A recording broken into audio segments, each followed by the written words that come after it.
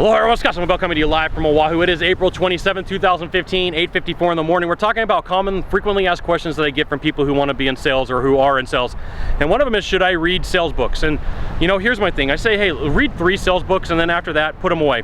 Because one of the things you have to understand is for the most part, most sales training is highly tactical. It's highly tactical and it creates some issues. Now, there's a couple of really good books on sales.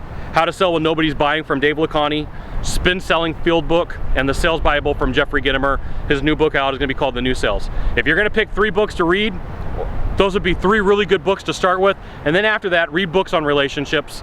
You know, the more sales training that you get, for the most part, salespeople become very tactical, and the reason that creates a problem is it creates objections on the part of the buyer. So read books about people, about personalities, but don't delve too hard into it when you're sitting there and you're like, this person that I'm sitting with is a diamond, and these are all the things that I have to say. One of the things that happens is when people start doing that and they start trying to profile somebody and give them specific words that they're going to need and that they're going to use, for the most part, is it creates tension in the process because the person feels like they're being manipulated because the person who's doing it hasn't had enough practice at what they're doing.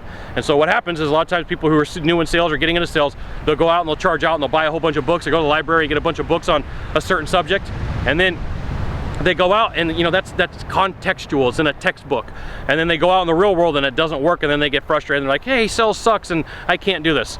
So where are the best places to get sales training from, and what are the best books to read? Some of the best things to go through are look at relationships and how people work things out.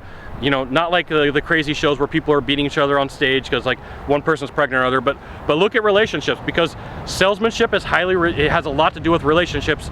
But once again, there's a pendulum. You can always start here, which is normal, and go to crazy town.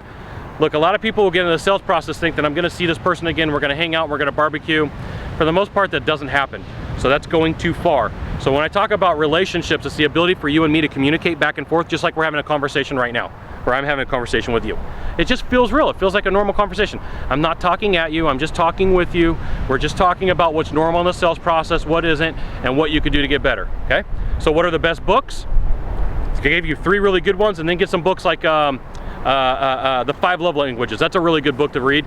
By the Arbinger Institute, Leadership and Self-Deception. Grab some books on leadership, those will help too. Grab some books on motivation, but to just read one type of book is really going to create problems for a salesperson. Now, if you could do a small favor for me in the box down below, leave a comment, question, or story to the right or to the left. There is a subscribe button. Subscribe, and then send it out to all your friends via StumbleUpon, Facebook, Twitter, Google+. Scott Sylvan Bell, coming to you live from Oahu, Waimea Bay. Only Scott Bell. I'll see you soon. Thanks for watching. Aloha.